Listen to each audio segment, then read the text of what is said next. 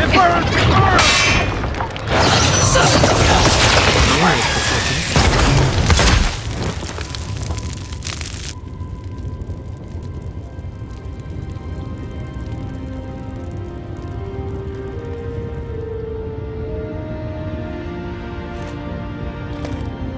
Wherever Ludwine is now, she must be seething.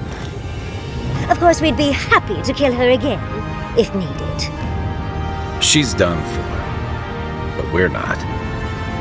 Whatever's next, we'll face it. Together. Gods, you're all gonna make me sick. But carry on.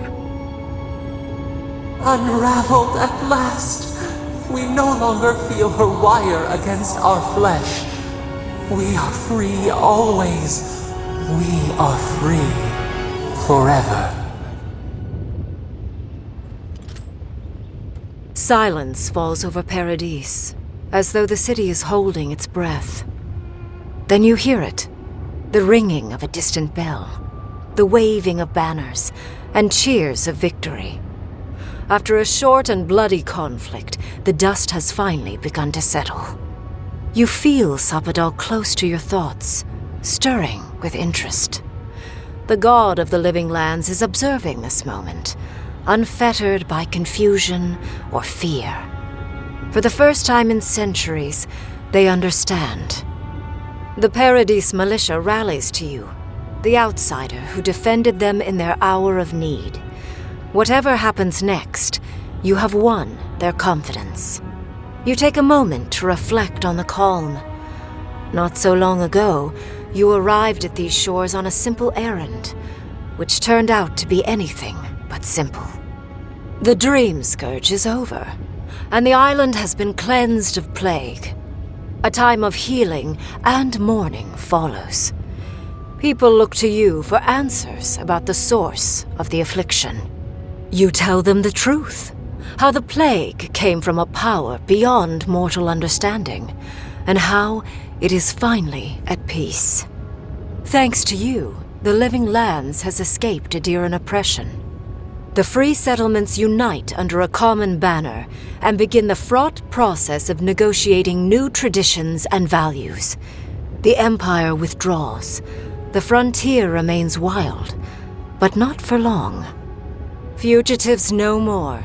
The rebels of Paradis return to their home and to other free settlements, bringing their skills and secrets wherever needed. For once, they have a future. The Oracle Sargemus emerges from the Temple of Aethys, unburdened by any purpose but for the one you gave him.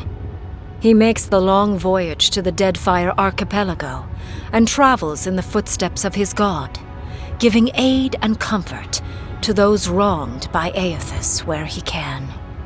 When his energy flags, he recalls the compassion you extended him, and he returns to his work with renewed devotion.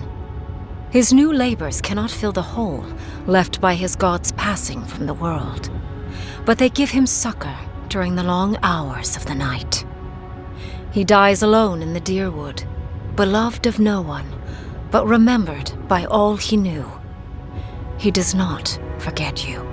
The refugees of Emerald Stair resettle in Thirdborn, bringing their skills and research to aid the local community. What starts as an uneasy partnership blossoms into a bond of trust. Through shared adversity, they find common ground. In time, the people of Emerald Stair return to their city of Fior Messiverno.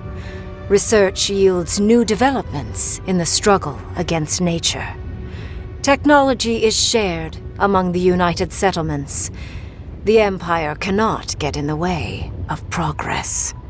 For the people of Shatterscarp, independence is bittersweet. Those who cannot withstand the grief inflicted by Ringgrim's spell leave the settlements, vanishing into the wilderness. Those who remain find themselves forced to cooperate with others, often begrudgingly.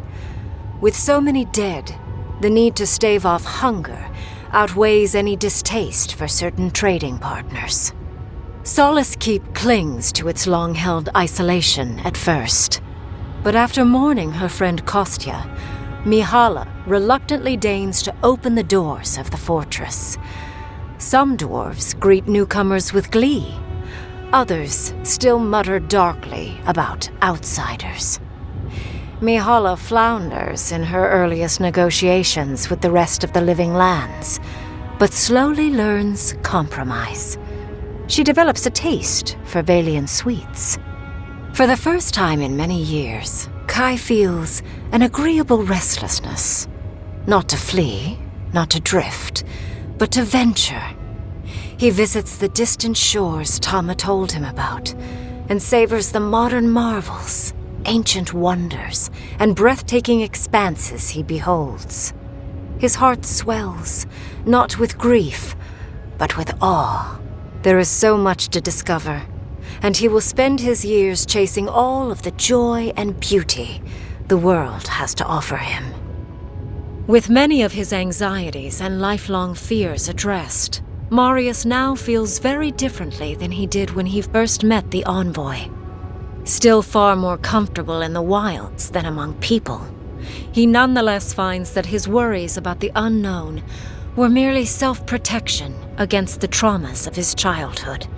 Armed with this knowledge, he finds himself more capable of living in civilization, and far less fearful of his home in Galawain's tusks. While he never regains his former place as a warden of Solace, he spends his time traveling between Solace and Thirdborn, acting as a stubborn ambassador between the two. Giada continues to improve as an animancer. She dedicates her work to the spiritual health of the living lands, nurturing instead of exploiting. Others follow her example, seeking her tutelage from lands far and wide. In the years to come, rumors spread of a secret society gathering in the wilderness, where animancers work in harmony with nature. The dream of Fior Mes Iverno lives on in her. In a past life, Yatzli was given a task: protect the history and knowledge of the godless. Now, many lifetimes later, she continues upholding that oath. She moves into the library in the garden, spending her days poring over the clay tablets there. But not even the letters from, and rare visit to, her lover help ease the loneliness that fills her days.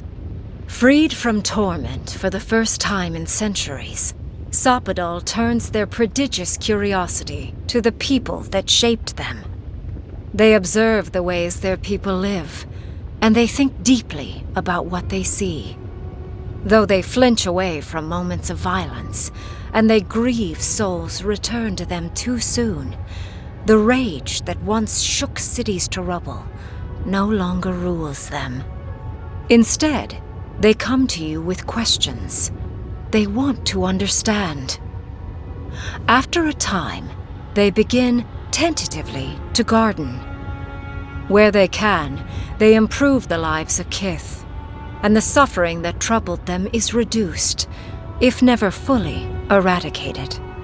Their grief compels them to love, and they love unreservedly, with the power of a god. Sopadal pours a fragment of their power into the statue they claimed from the temple of Aethys. Newly embodied, they roam the living lands and learn to experience the world as Kith do. Their first attempts at locomotion are clumsy, and a stand of innocent trees is violently returned to the wheel.